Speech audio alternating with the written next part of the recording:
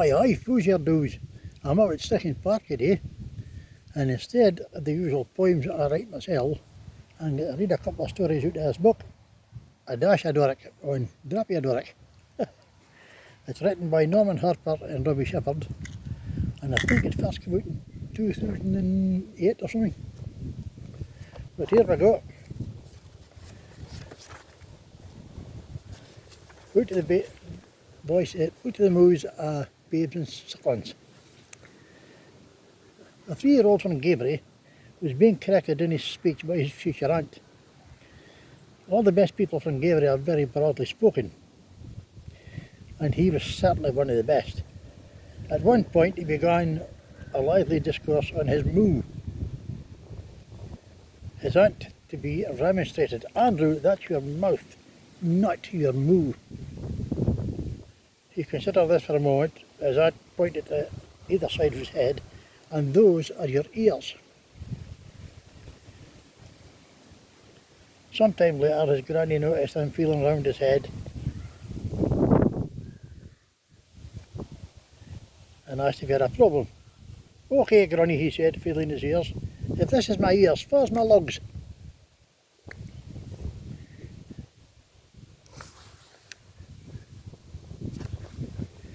A young father on his 2 weeks onshore from the rigs was picking up his 5-year-old son, who had just started school at a primary not a million miles from Turriff. "And fid you learn today?" inquired Dad. The boy fixing him with the stare said that other loons get pocket money.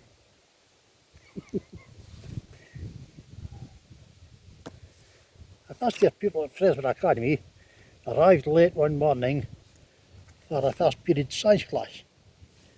When asked by the teacher for an explanation of his tardiness, he replied quite naturally, "Sorry miss, but my mother was darning a hole in the arse of my bricks." No sooner were the words uttered than he flushed, clapped his hands on his mouth and stuttered apology. "Oh, I'm sorry miss, I mean my trousers."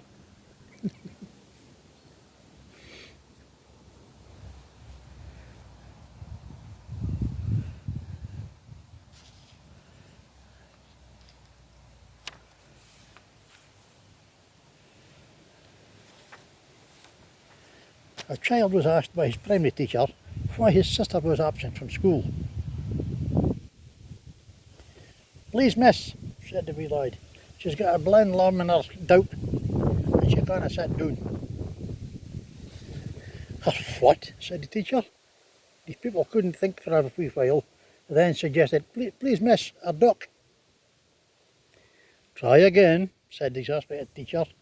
The lad replied, "A horse." In the end, admitting defeat, but pointing out the error in his language, she snapped, "Oh, sit down on your bottom," which brought snickering around the class. At playtime, naturally, the discussion centred on the exchange in the classroom. This brought a pensive murmur from the wee lad, who said, "Well, she has got a blind lamb in her arse." I hope you enjoyed that for a change. Big wheat in the dirt, and I'll see you again. Ta-da!